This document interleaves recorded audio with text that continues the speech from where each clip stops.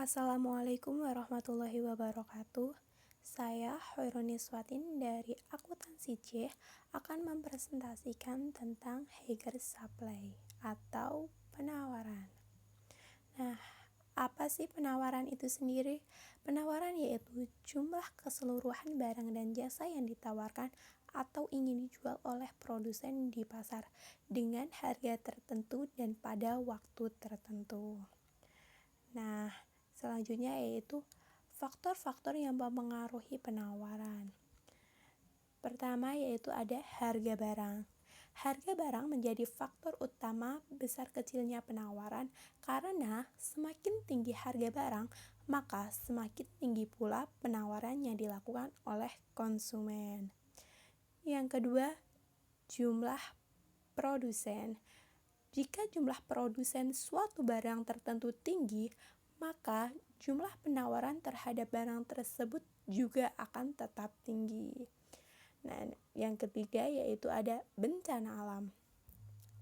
Jika terjadi bencana alam pada suatu daerah penghasil suatu produk, maka bisa dipastikan bahwa jumlah produksi barang tersebut akan mengalami penurunan dan akan mempengaruhi tingkat penawaran. Kemudian ada harga barang pengganti. Nah, kok harga barang pengganti bisa menjadi faktor sih?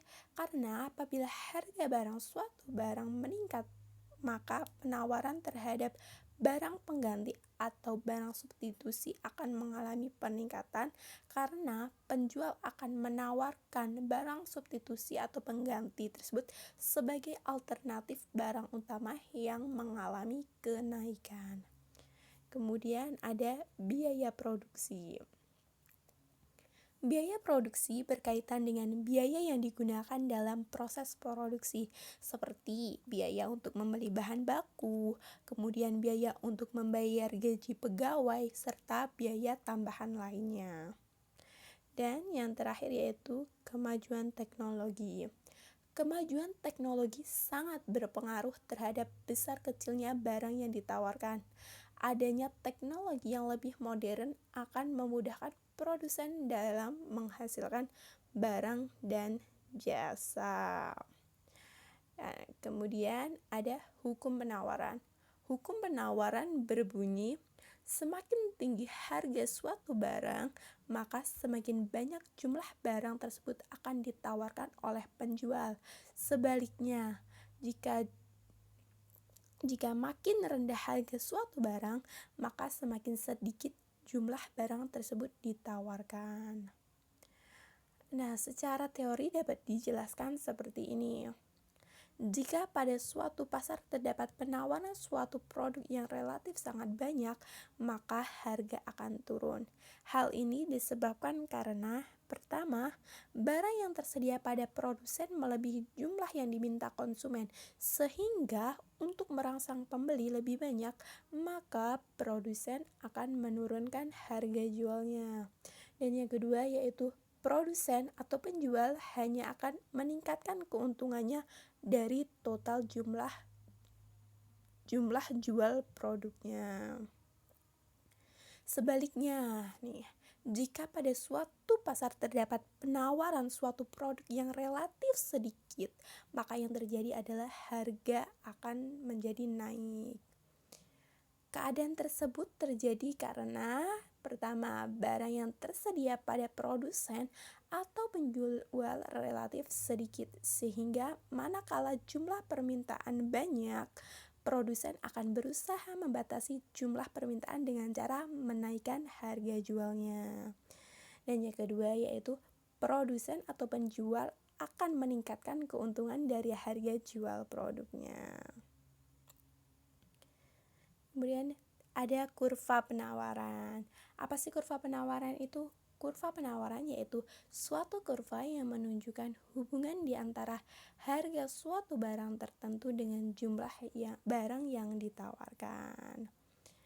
Nah, contohnya seperti tabel penawaran semangka. Nah, seperti ini. Nah, kurvanya seperti ini.